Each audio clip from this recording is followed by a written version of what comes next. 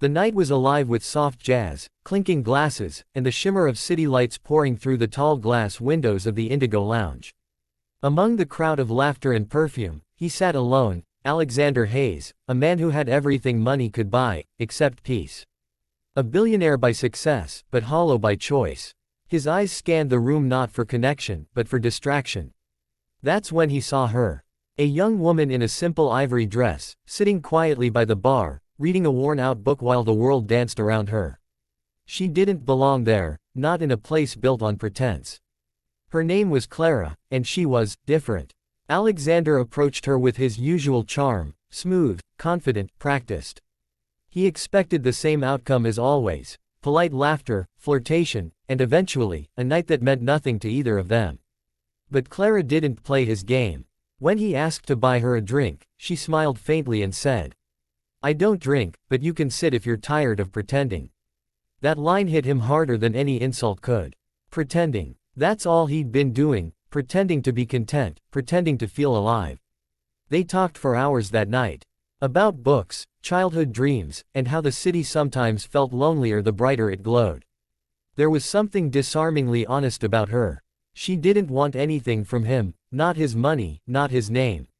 She just listened. By midnight, when most people were leaving arm in arm, he found himself whispering something he hadn't said in years. "Come with me." He didn't mean it romantically.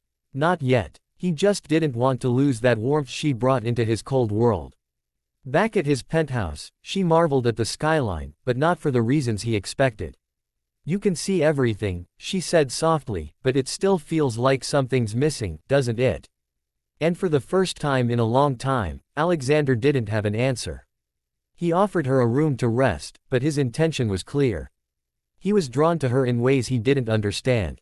Yet when she turned to him and said, "I'm not like the women you're used to," he paused. There was no judgment in her voice.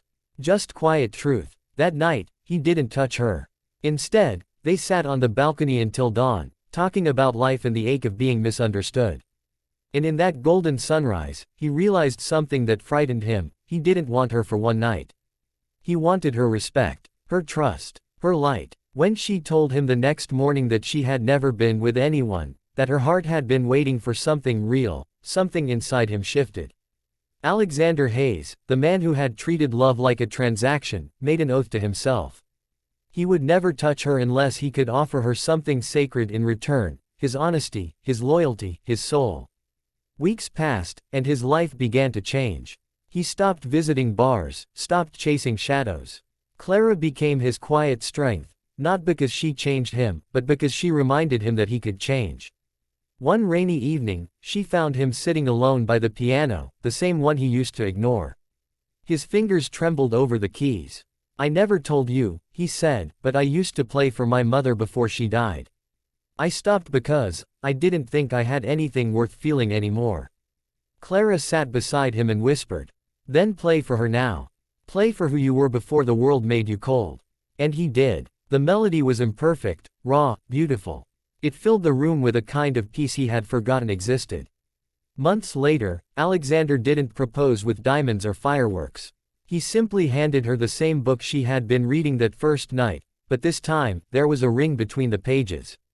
"I wanted you for one night," he said, voice breaking, "but your purity taught me to want forever." She smiled, tears shimmering in her eyes. "Then promise me forever will be kind." And he did. From that night onward, Alexander Hayes was no longer the man who bought affection, he became the man who earned it.